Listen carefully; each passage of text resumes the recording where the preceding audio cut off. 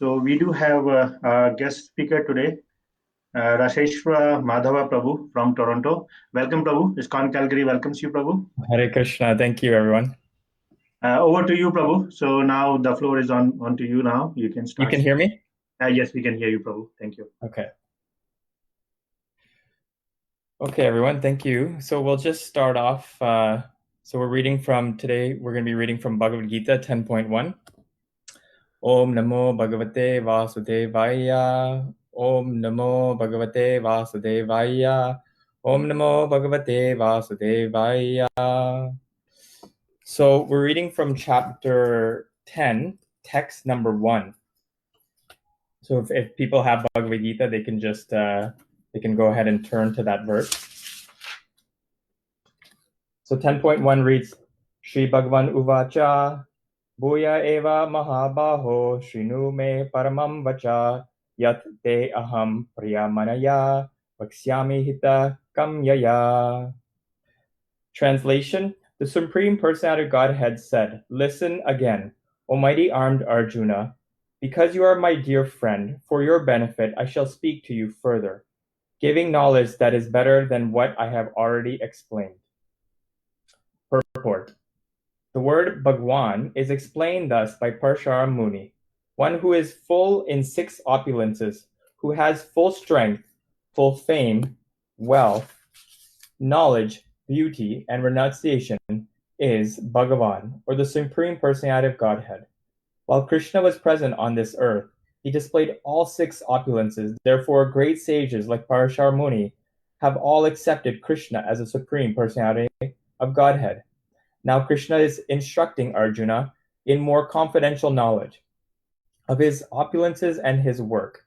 Previously, beginning with the 7th chapter, the Lord has already explained his different energies and how they are acting.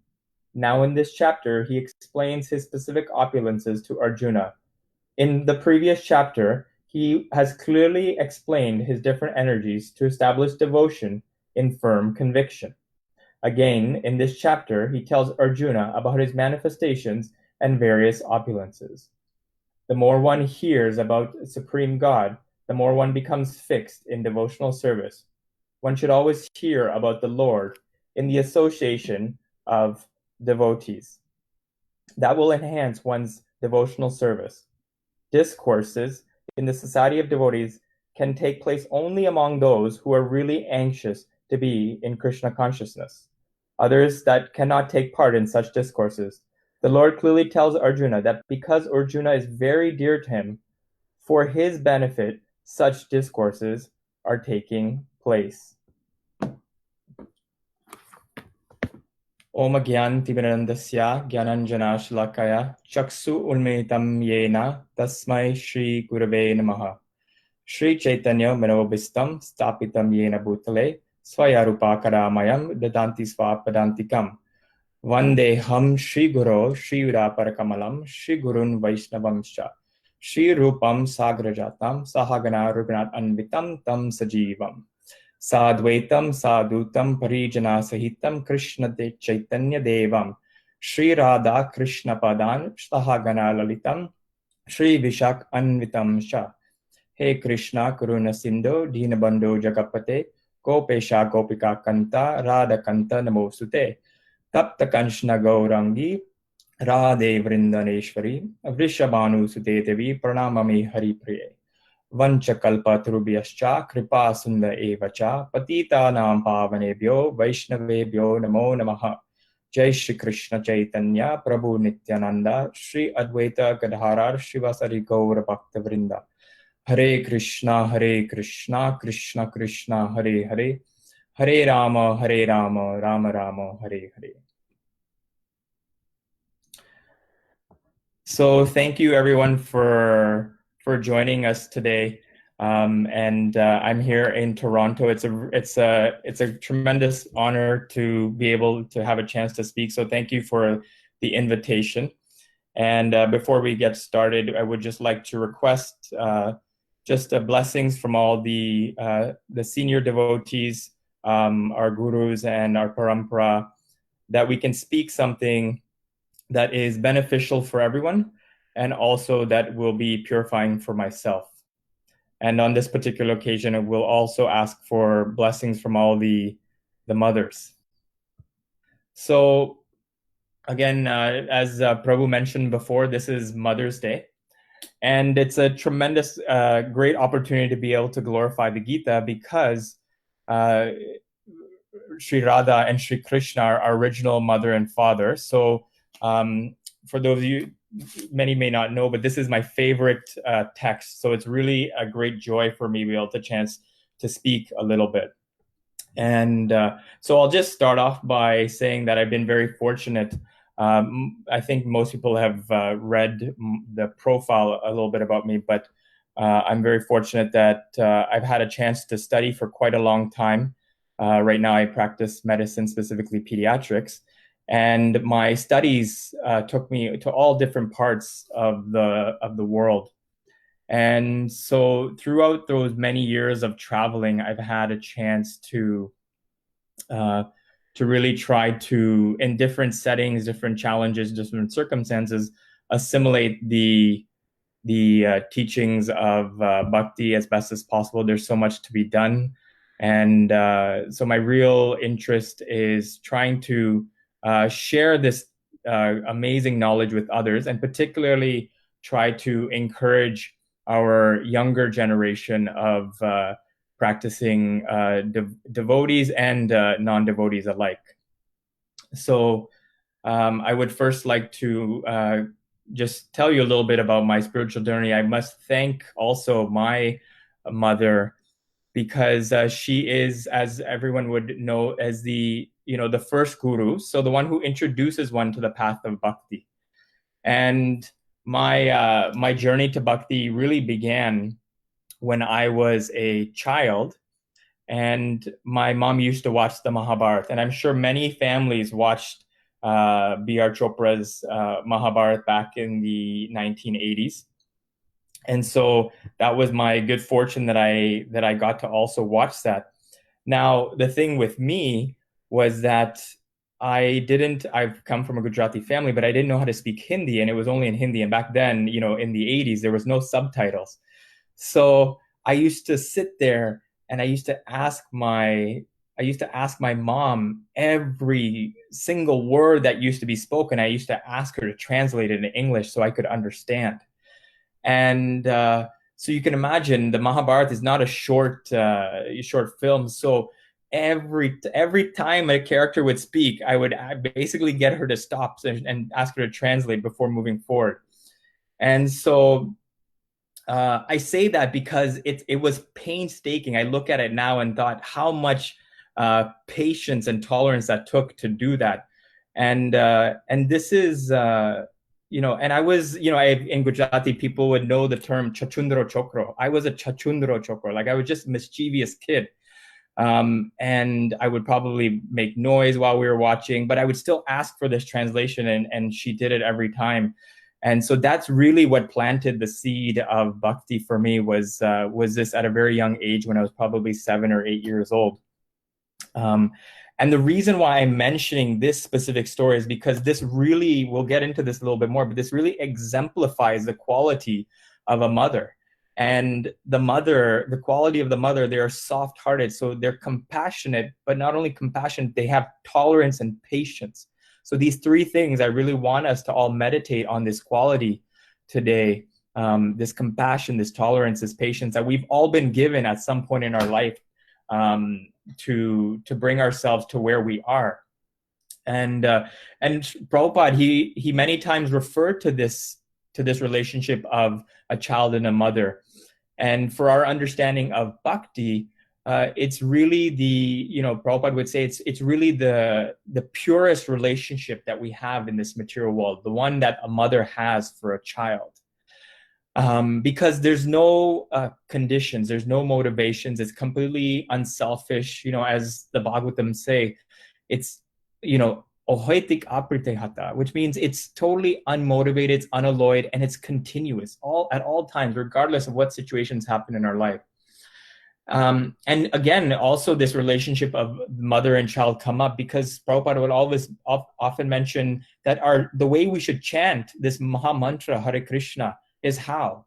It is as the child should be calling out for one's mother, right? And if anyone has ever been, I know this has happened to me, but if you've been in a park or been in an amusement park or even a mall, and a moment like you get lost from your mother, and that feeling that you have where you're just looking and you're scared and you're worried, that's the mood we should be, approaching our chanting with. So if we can just take for a moment and imagine the incredible amount of love and nourishment and that we have from our mother, and if we can just sit and think how much that was, and then we can multiply that love by so many times that it's not even possible to comprehend. That is the level of Krishna's love for the living entity. So whatever we have felt, then it's that much even more from Krishna. So at this time, I just want to, before we start, just offer my respect to my birth mother, but also all the other mothers who are tuning in, who are maybe listening, that are blessed with this soft heart filled with compassion, patience, and tolerance. And these qualities are extremely unrecognized if you think about it, but they're so crucial for the progression of anyone's happiness and the progression of this world as a whole. So I just want to take a moment just to appreciate that before we get into the class. So we now turn to the Bhagavad Gita, this 10th chapter. So this 10th chapter, it's called the opulence of the absolute, right? And if we look at where we have come, the last verse in the 9th chapter is a tremendously important verse. In fact, it's probably one of the most important verse. 934. People go back and say, Mad mana bhava mad bhakto madhyaji mam namaskuru mam evisyasi yuktvaevam atmamam mam parayanna. Means engage your mind, always thinking of me, become my devotee, offer obeisance to me, and worship me. Being completely self-absorbed me, surely you will come to me. So that is the verse that precedes this 10.1. And so why is Krishna now starting to speak about his opulences? And he's speaking about his opulences because if you see slowly the progression from chapter 9, Krishna talks about his energies to start giving us conviction in him as a supreme being. And now in chapter 10, he's going to tell us in all the different things that he himself manifests, right? He is the taste of water, of mountains, he is the Himalayas, of snakes, he is the cobra. So all these many things, anything that we can think of that's the best, that is Krishna. So, and then we can see then it's building up into chapter 11 then, which is, where Krishna shows his universal form. So again, then we're getting a complete, audio visual representation of Krishna in chapter 11. So I just want people to step back and appreciate the progression that we're going through, because really these chapters 9, 10, 11, they're very much, they're really the secrets of Bhagavad Gita, because Burijan Prabhu in his explanation and Surrender Unto Me, he explains that Krishna specifically puts the most important aspects of the Gita in the middle. Why? Because people may read the beginning of a book and people may read the end of the book, but the real secret is in the middle. So these chapters 7, 8, 9, 10, and in between, these are the real gems of the Bhagavad Gita. Not that anything is not, but particularly there's so much here because, again, Krishna's talking about his personal form and his manifestation. And if we think about, a lot of people live on the, many skeptics will say, well, first you have to show me God and then I'll believe him. So really, this is why Krishna is speaking specifically about his opulences now, is because to give us the Shraddha and us the faith, to make us convinced that he is the supreme being. So if we go back, if we now look into this, look at this verse, one tremendous point that comes up in the translation, Krishna says specifically, because you are my friend, Arjuna, right? And if I'll just ask you can think about it, but what other verse does Krishna, does Krishna actually tell us that that Arjuna is, because Arjuna is his friend? Does anyone know? If anyone knows, they can also type it into the chat box. But just what other verse do people remember that Krishna specifically says in the Gita? He comments that Arjuna is his friend. So the verse specifically is 4.3, right? And Krishna says in that verse, Bhakto se masakasati rahasyam ye itate uttamam. So Krishna basically says, because you are my devotee and friend, this is why you can understand this rahasyam, this transcendental, mysterious science, right? So this is not something that everyone is going to be able to understand, right? And how do we know what is the relationship between Krishna and Arjuna? It's one of Sakya, right? So Arjuna is eternally Krishna's friend, right? And we know that Sakyam, Sakyam, is one of the 9 processes of devotional service, right? We know Shravanam, Kirtanam, Smaranam, Padasevanam, Archanam, Vandanam, Dasyam, Sakyam, Atmanivedanam. So these are the 9 processes of devotional service. And the reason why, and all of these 9 processes, for people to understand, all of these are extremely potent, and we have examples of each in our shastra, in our lineage, that show that they purified their lives just by following one of the 9. But for our purposes, Prabhupada specifically emphasized Shravanam. Why? Because it's not only the easiest, it's the most effective, because it's been empowered by Mahaprabhu and our lineage, our acharya. So that's why there's so much emphasis on specifically hearing and chanting. So the point here about friendship, the reason why that's so important is we can see that in this conversation between Arjuna and Krishna, he says you're my friend, right? And so what does it mean to be friends? I mean, people can think about in their own friendships that they have. We can see how they display friendship. Arjuna seeks advice from Krishna. We do that when we are with friends. Krishna challenges Arjuna by asking him questions. When they go out into the middle of the battlefield, Krishna says, "Are you sure you don't want to do this?" When Arjuna says, he doesn't want to fight, so he challenges him. That's also something that happens in friendship. They share intimate details about their lives. So Krishna starts telling him, tremendous amount of details about his personal form, his being, his qualities, his preferences, what is right and wrong, dharma. He talks about so many things that are dear to him. We also see if people remember watching if people remember watching the Mahabharata from B.R. Chopra, we see that both Krishna and Arjuna in this conversation, they laugh. Krishna laughs at Arjuna, but Arjuna also cries. So that's also something we have in friendships too. We cry together and we laugh together, right? But the most important thing, I mean, all of those things are important, but the most important thing that really constitutes a friendship that we see is that there is service. And so we see, how does Krishna, I mean, there's many things that Krishna does, but what is in this situation, how does Krishna serve Arjuna, right? He serves Arjuna as a friend. He agrees to be his Parthasarthi, his chariot driver, right?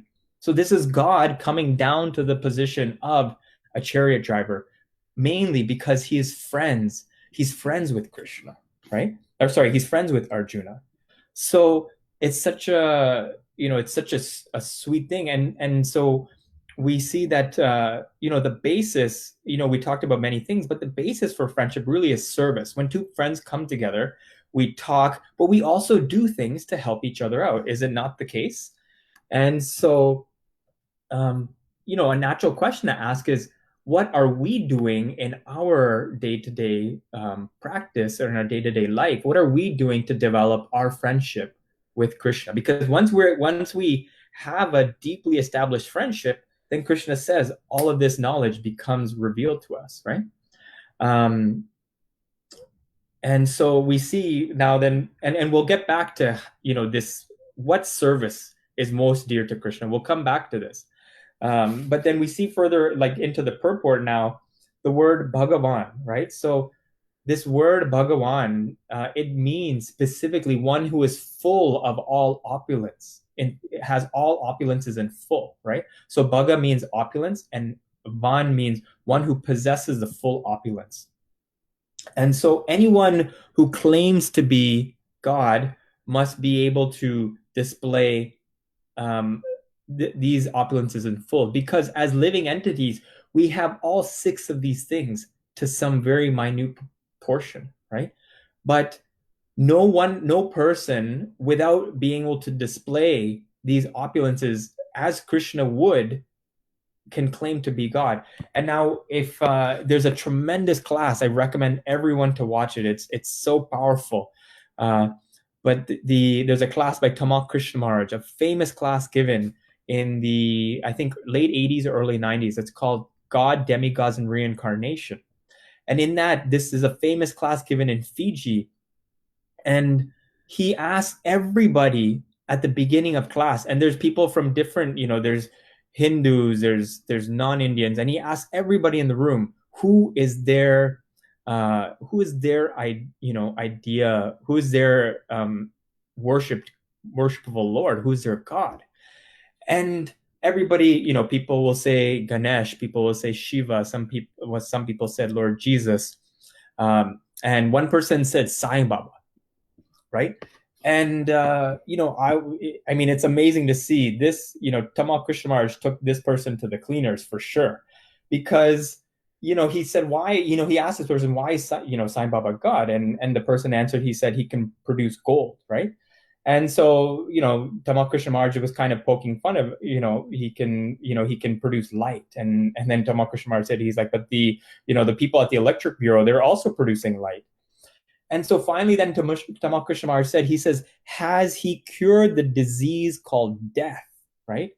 Because he says people are dying every day. And if this person claims to be God, he can prevent them from dying.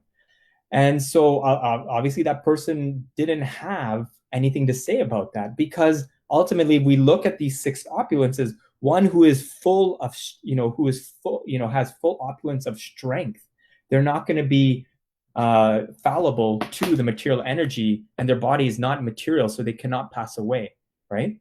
So anyways, just wanting to make this point that these six opulences, they're all very attractive, and this is in fact the reason why when we see this in other living entities, it is so attractive, because they're all features of the Supreme Being, Krishna, Bhagavan.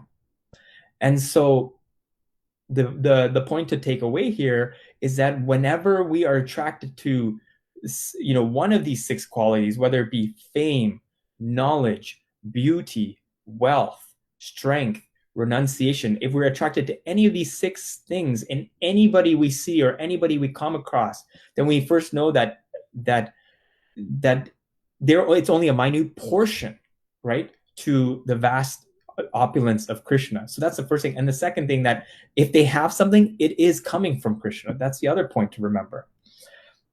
Now, the heart of what I wanted to talk about today was the last part of this verse, and it specifically goes into discourse. It says here at the end, if you remember here, where at the end of the verse, it says, discourses in the society of devotees can take place only among those who are really anxious to be in Krishna consciousness. Others cannot take part in such discourses. So I was thinking about this word, anxious to be in Krishna consciousness. And one might think that, why would you be worried to be in Krishna consciousness? Why would you be anxious, right? And we that anxiety refers to, we should have some eagerness, but that eagerness comes from a point where, what do we in life, when do we get anxious about something? We get anxious about something when there is some uncertainty. We get anxious about something when maybe we've taken a risk. And so I think that this if we really want to capture this space, this feeling of feeling anxious to be in Krishna consciousness, we have to look at our life, our devotional life, and say, is there to some extent, are we taking some small risk for Krishna? Are we taking some small risk for Krishna? Because that anxiety is needed. It says here that anxiety is needed to be able to understand these discourses, right? And we know that Krishna says specifically that the person that is sharing this knowledge, that's teaching bhakti, that's preaching this message of bhakti knowledge to the world, he is what's dearest to me. So we go to the chapter 18, 68 and 69. Krishna says, for one who explains the supreme secret to the devotees, pure devotional service is guaranteed.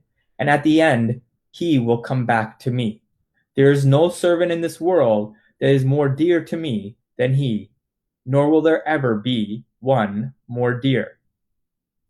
So I want people to think about sharing and preaching Krishna consciousness like this.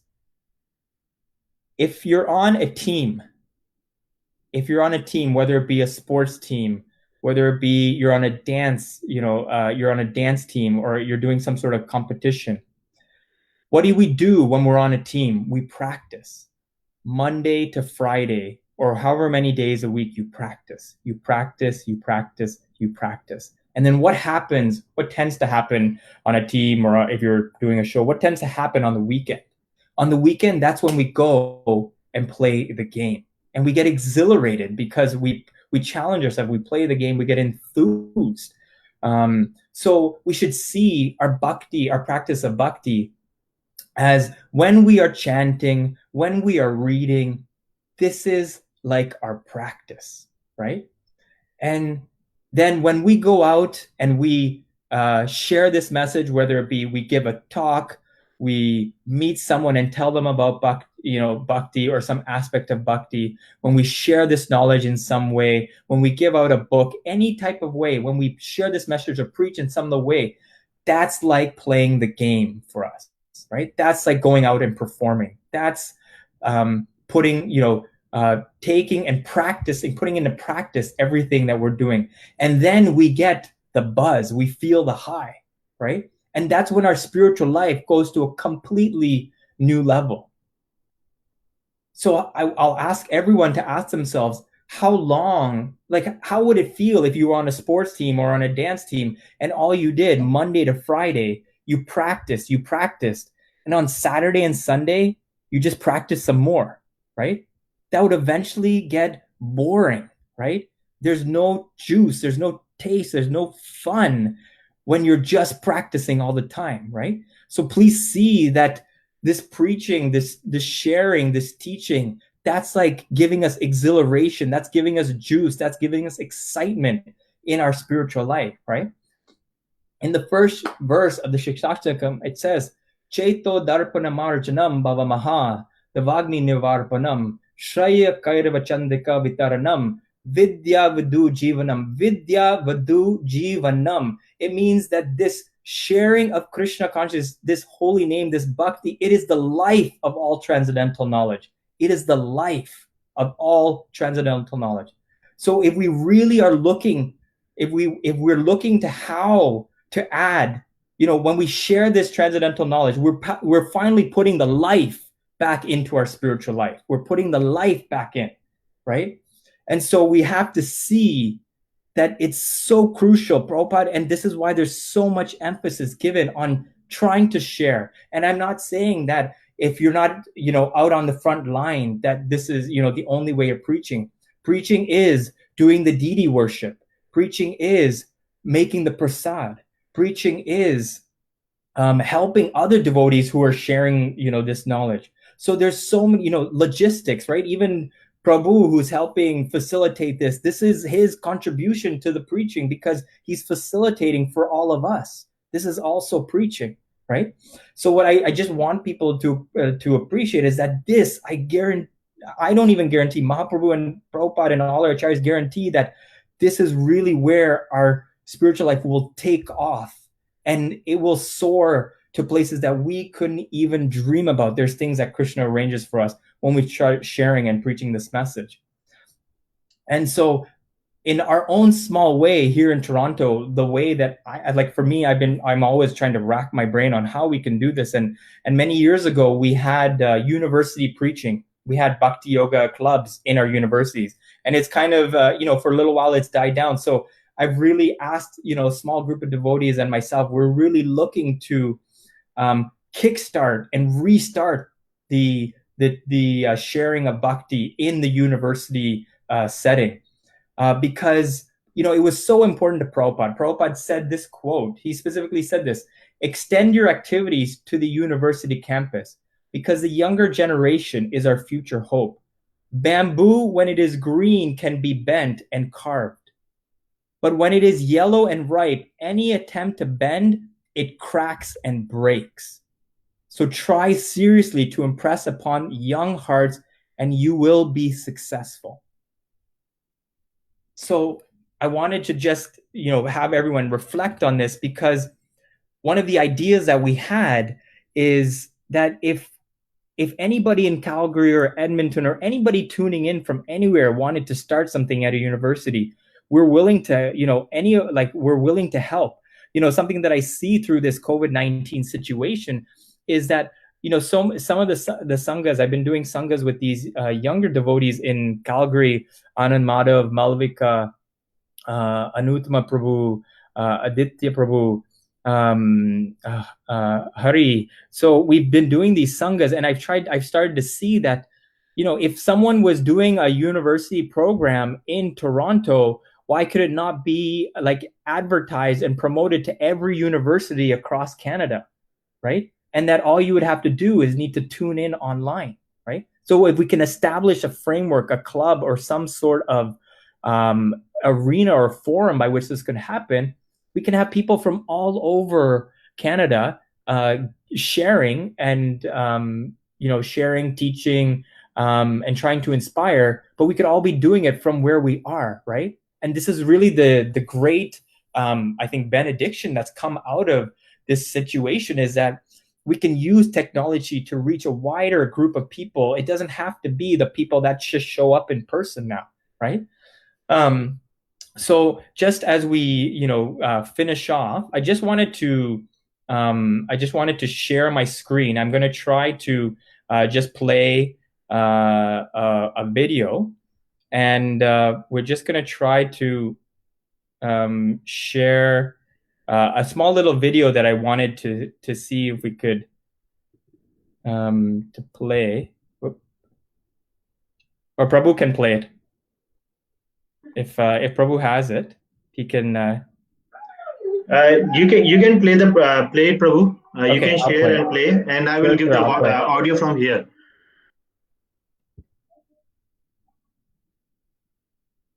So once you start playing, then I will give the audio from here. Sure.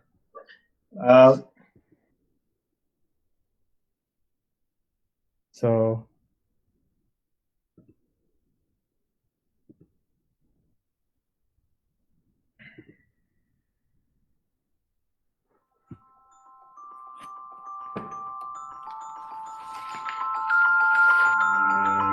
So the types of risks that I'm talking about are with regards to I'm talking specifically around devotional service.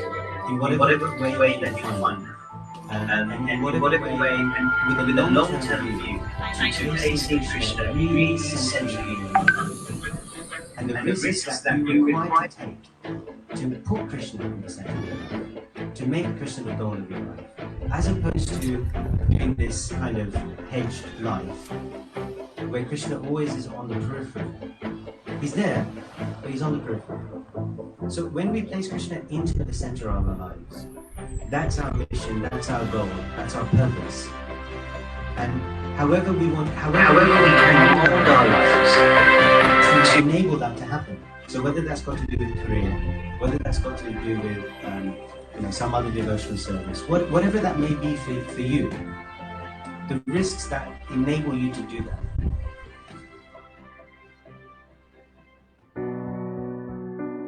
we lived a few blocks from the temple, and one time there was no money for rent. I mean, I was working as a carpenter, not making very much, and supporting a family, and a few of the other devotees, like Jayananda was a taxi driver, and he was giving all his money. And a few other devotees had jobs, but maybe less than 10%. Everyone else was a hippie, you know. So there was never enough money because we were feeding everybody on the street every day, and there was rent to pay and so on. And gas to put in our cars to go out and do programs and so on. So we were really in a bind. There was no money for rent. We were behind about 2 months, and we were in very grave danger of being evicted. The landlord had severely gotten down on us. Malti and I walked out on the street, on Ashbury Street, in front of our place there, one morning early to go to the temple, walk to the temple for kirtan. And there were all these $100 bills blowing down the sidewalk. One after another. We just started running around the street picking up $100 bills. There wasn't a person on the street. No one ever figured out where that came from. But these kind of things, I could always harken back to the magic days of Prabhupada. These are kind of things we began to expect of Krishna. Prabhupada, another thing he inculcated for us from an early day is that if you take a risk for Krishna and stick your neck out to spread Krishna consciousness, Krishna must help you personally. And those who see Krishna closest take the biggest risk for him. And we tested that to the max. And it worked. We got to see Krishna. We got to see $100 bills rolling down the street. This spirit has died down. This spirit has died down.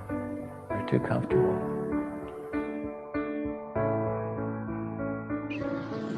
Your pride, your property, your family, your bank balance, your skyscraper building, all taken.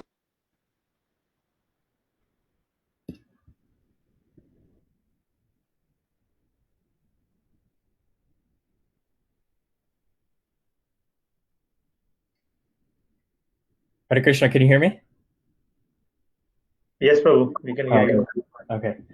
So I just wanted everyone to just take a moment and just take a moment to reflect on that video. It's a really powerful story from Shyam Sundar Prabhu, and that was a devotee made by devotees in the UK, and it's part of their Pandava Center, their youth group, that put that video together. And it was just encouraging the youth, the younger generation, to see how we can, stretch ourselves a little bit for Prabhupada, for Krishna. So on that note, I will just finish up by saying that, I just want everyone to take the opportunity to meditate on the love that they have received from their mothers, because that, in fact, is Krishna's love coming to us. Meditate on that soft heart. That's that heart that is filled with compassion, with patience and tolerance, because this is, in fact, what is needed to share this bhakti with others, right? And with that soft heart, let us offer it to the parampara, to our gurus, to Prabhupada, and share this bhakti, share this science of Krishna consciousness with others, because I can guarantee from my own experience, it will change your life. It will change someone else's life, and it has the ability to change the life of the entire community where you are and anywhere you go. But we must, as this video says, and as Prabhupada's is implying, we must take a risk. That there cannot be no other way. We have to step out of our comfort zone. So I'm grateful again to my mother, and many other mother figures that I've had in my life, who've imparted this trying to imbibe this soft heart that has given me some small enthusiasm to give this amazing science of bhakti to devotees and people abroad. And thank you very much for the opportunity to speak something. And Hare Krishna.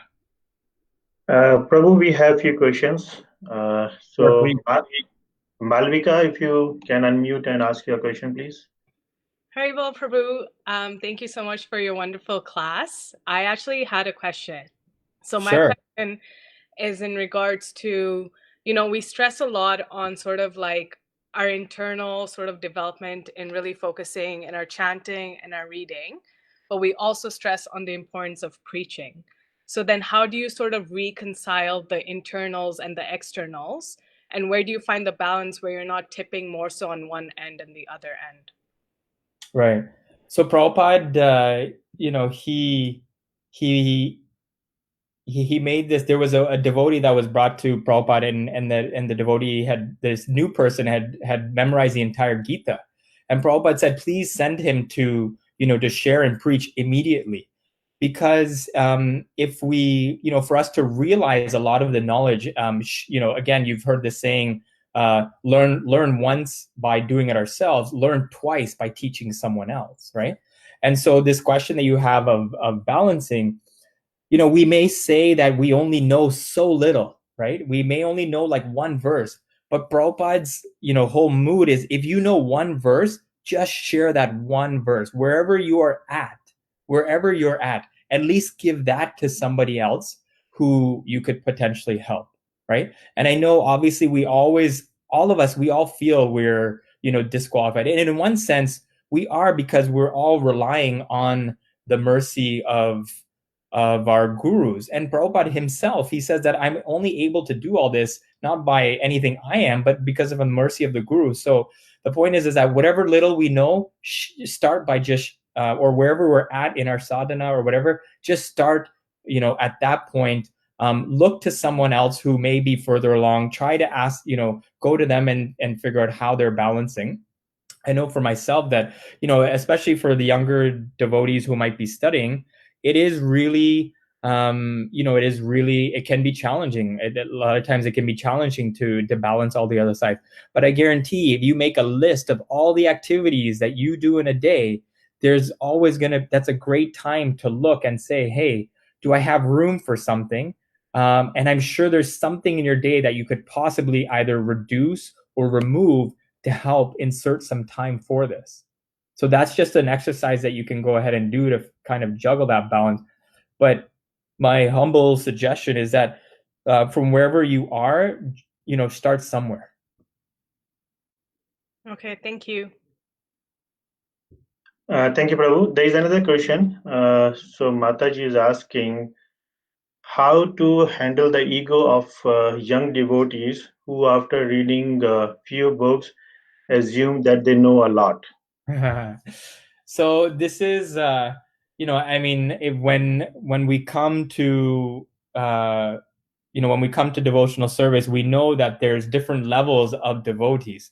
And this mentality that once we've read, like obviously when we've read a little bit, we knew a lot more than before, because before we knew nothing, right? And so when a little bit can seem like a lot, right? But this mentality that we know a lot after such little time, this is still a Kanishta mentality. Kanishta means beginner, right? It's still a beginner mindset, right?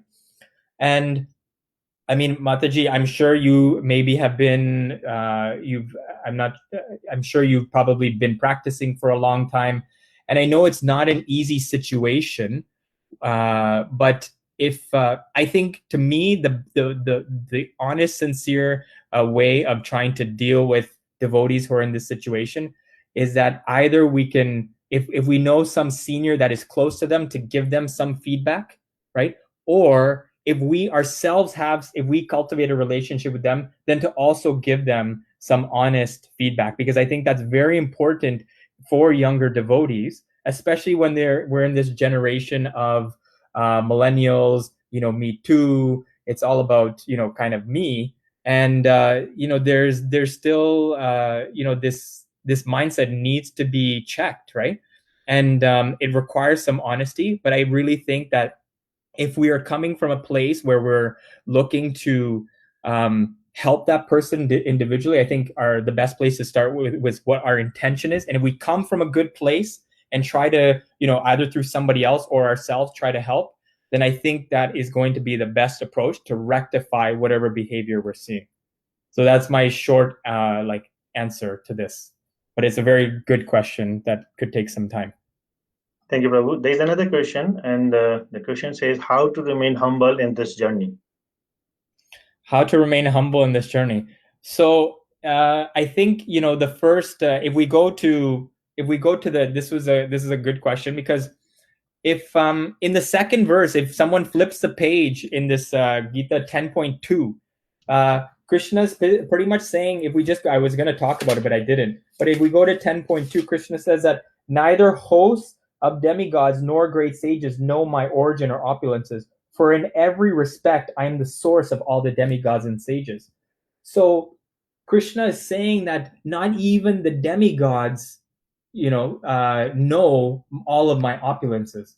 So what that suggests is that we are, like, I know for myself, and I'm sure many others can admit, they're not at the level of devotion of our demigods. So if Krishna is saying that the demigods don't know my full opulences, so then what is our position, right? And so the reason why I'm mentioning this is that we should really meditate on our position, right? Because I think it's very important on a regular basis in our spiritual life that we're meditating on what our specific situation is, and that we're looking to situate ourselves properly to make genuine and lasting advancement. And the way, a great way to stay humble is to have a friend that we're discussing our bhakti practice with, have a mentor. These are great practical ways to help us stay humble. But, we can see from this verse that if the demigods have work to do, then this should also reflect on, we should also think about what our position is and take the humble position and say, okay, we also have some work to do. Thank you, Prabhu. There is another question. I think this is more related to one of a few sentences which you speak.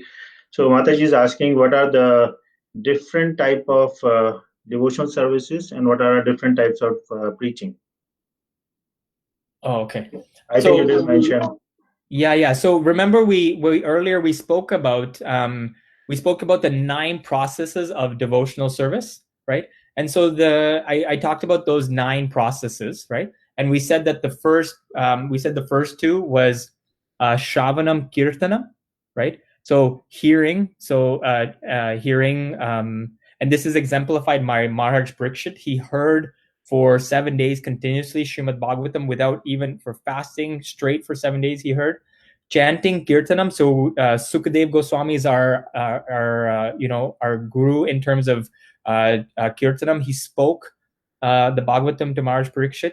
Smaranam means remembering Krishna. So Vishnu Smaranam. So Prahlad Maharaj is our great acharya and our example of Smaranam, the person who exemplified remembering Krishna. Pada Sevanam, service to the lotus feet of the Lord. So this is our example here is Lakshmi, right? The goddess of fortune is always engaged in serving the lotus feet of the Lord. 5th is Archanam, so deity worship. Maharaj Prithu, he was our great example and acharya of one who had offered pure devotion through deity worship. Vandanam, so Vandanam means prayer, and so prayer we often comes in different forms, but prayer. Akrura, the Akrura offered prayers to Krishna when he was traveling to Vrindavan in order to see Krishna, and that is our great example for Vandanam. Dasyam, so Hanumanji, he was the servant. He exemplified this Dasyam role of devotional service in his service to Lord Ram.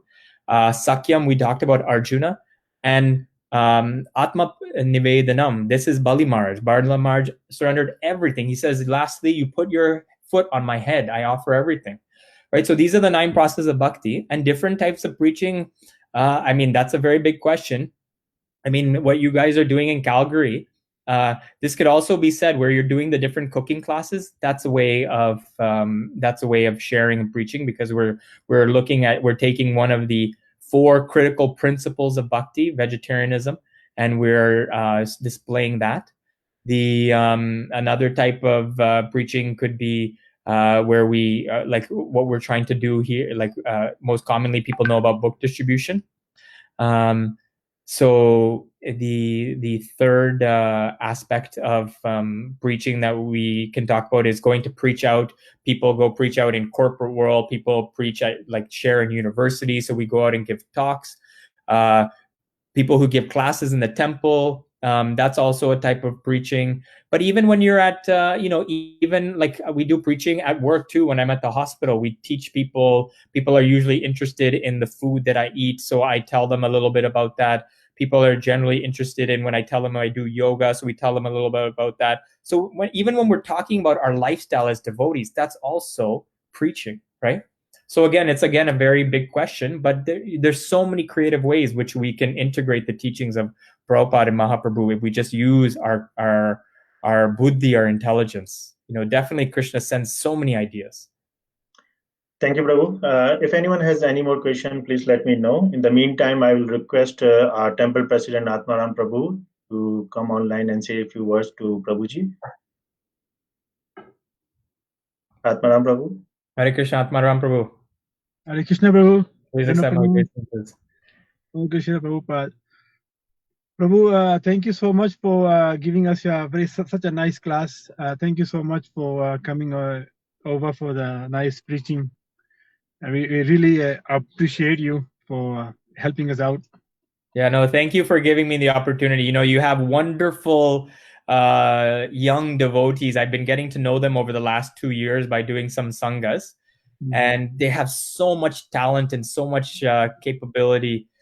We really just need to, give them some opportunity to shine, and I can see so much potential in the younger devotees that you have in Calgary. So, that a lot of credit goes to you and all the devotees there.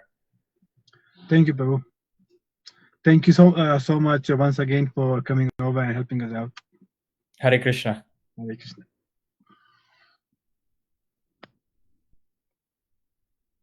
Is there any other questions before we? Yeah, so there is one more question. I think this is one of the last question today. Sure. So this question is from Rashmar Prabhuji, and he's asking why we don't celebrate Hanuman Jayanti in ISKCON, as Hanuman is the Dasham example without mentioning. Oh, sorry. So one of the Prabhuji is asking why we don't celebrate Hanuman Jayanti in ISKCON.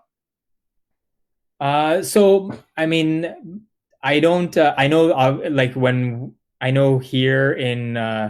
I mean, maybe there's not any formal program for Hanuman Jayanti, but I know here in Toronto, we will always try to, on Hanuman Jayanti, we won't, we'll always give honor and respect to Hanumanji because he does give us such a tremendous example.